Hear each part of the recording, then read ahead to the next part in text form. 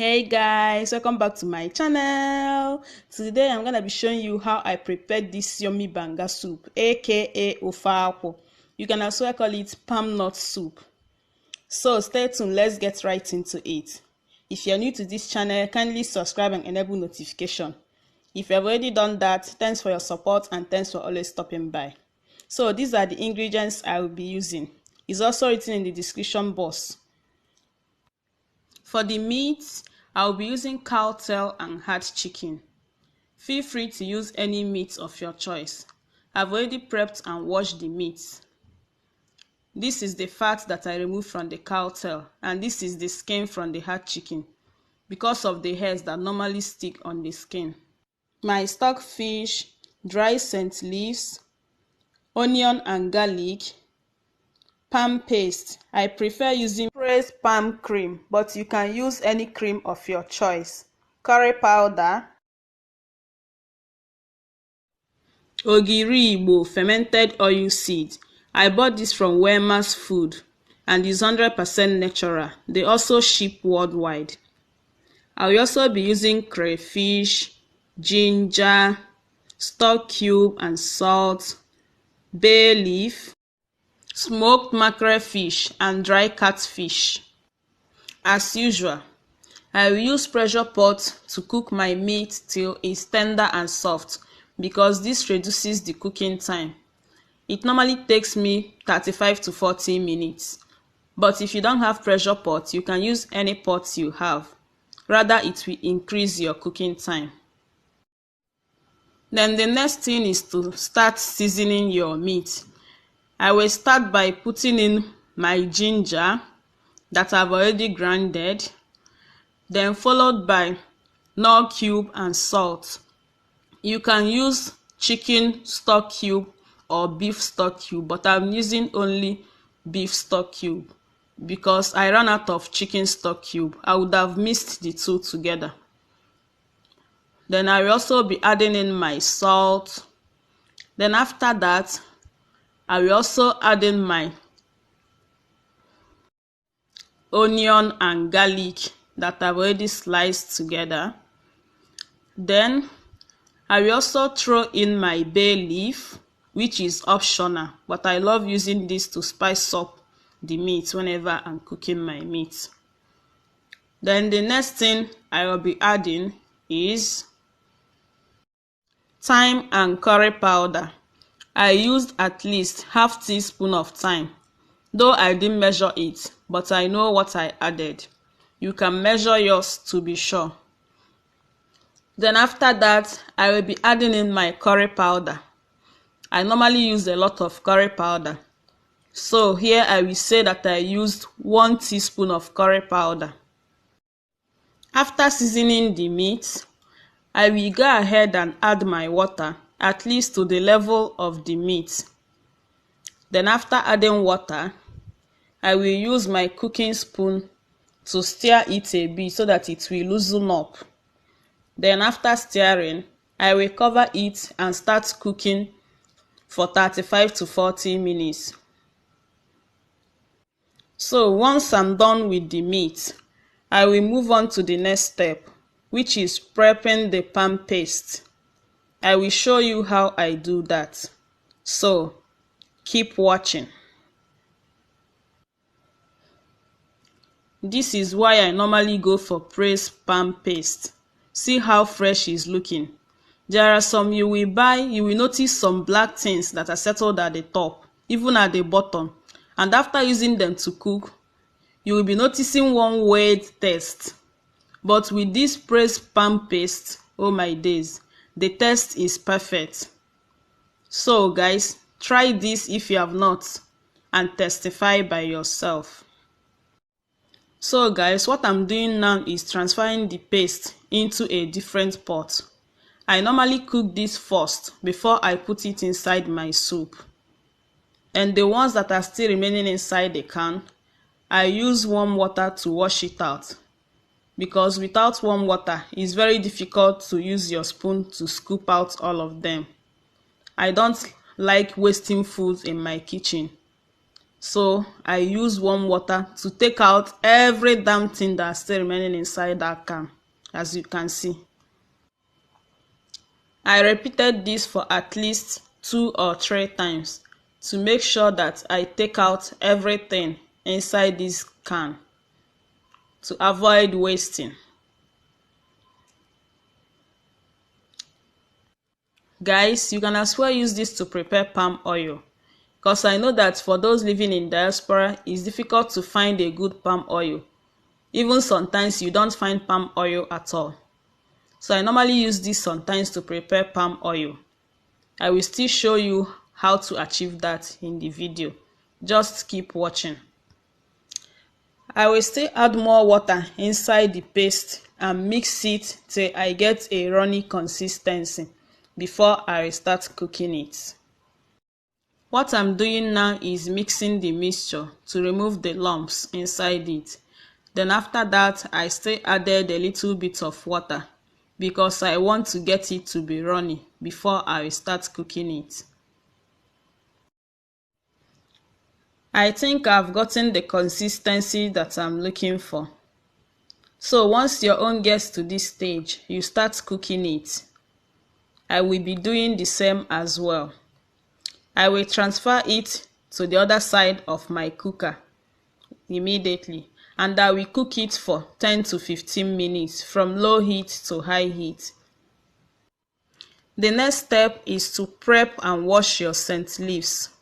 As you can see in the video, I'm making use of dry scent leaves, which I already soaked for 5 minutes inside the water to get it to soften a bit. And if there is any sand in it, it will settle at the bottom. That's why I normally soak mine before using it to cook. While washing my scent leaves, I noticed that my soup has already started boiling. So let me show you why I normally cook it first before adding it into my soup. I do cook it because of this foam that I'm taking out now. If you don't take out this foam, your soup normally gets sour easily. So it's advisable to cook it first in a separate pot and take out all these foams that settles at the top so that your soup will not sour easily. Some people also say that if you cook it with the foam, that it contains cholesterol. I don't know about that one, but the one that I know is that with these foams, your soup will sour easily. So I've taken out the first one. I will leave it to boil again and I will take out the second one. After that, you notice that your soup has thickened and the oil has settled at the top. So if you are using this to make your palm oil, or if you don't have palm oil in your house, you can wait a bit for it to cool down. Then you sieve out all this palm oil that you are seeing at the top now. That's what I normally do sometimes. If I couldn't find palm oil where I'm living, I will scoop out all those palm oil. And this is the foam that I removed from it. I'll be throwing it away. Now that I'm done with preparing of my palm paste, I can now start using it to cook anything that I want to use it for. So my meat is also ready. It has been cooking for 40 minutes. So it's also ready. What I will do now is to transfer it into a bigger pot.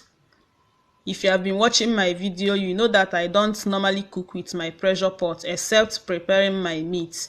And after that, I will take it out and use another pot to cook. I will be removing the bay leaves now. Remember that I used 2 bay leaves to cook the meat, but I found only one. I searched for the second one, I couldn't find it, and I started cooking. Then the thing just came out. Guys, I've given up looking for the second bay leaf, but hope to find it later. I will continue my cooking by now. So I will first add my dry fish, which I've already washed and deboned, followed by the okporoko, which is also known as stockfish. I've already cooked this before, that's why I did not add it earlier while cooking the hard meat. So as I started mixing everything together again, lo and behold, I found out the second bay leaf. Ta-da! Now I can add my palm paste. Just take a very close look at it. You will notice that the palm oil will be the first thing that will start coming out. So if you want to separate the palm oil to use it to cook another thing, you can take out the palm oil by now.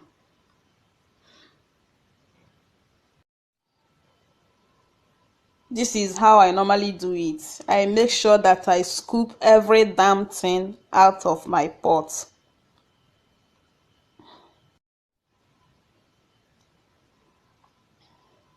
Once I'm done scooping out all the palm paste that are stocked inside my pot, I will go ahead and start cooking my soup. By now, I should be satisfied, right? Then I will keep my pot and make a very good stir so that I will mix the meat and the palm paste together very well. Guys, can you see how beautiful this is already looking? I've not even started. Bet me you can eat this as it is now.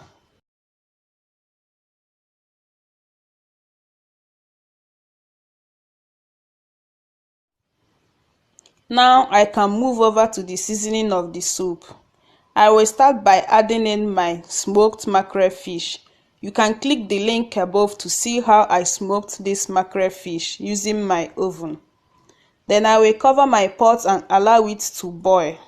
I forgot to introduce habanero pepper to you guys, which I will also be using. I will be grinding my crayfish with my ogiri together to enable the ogiri to grind very well.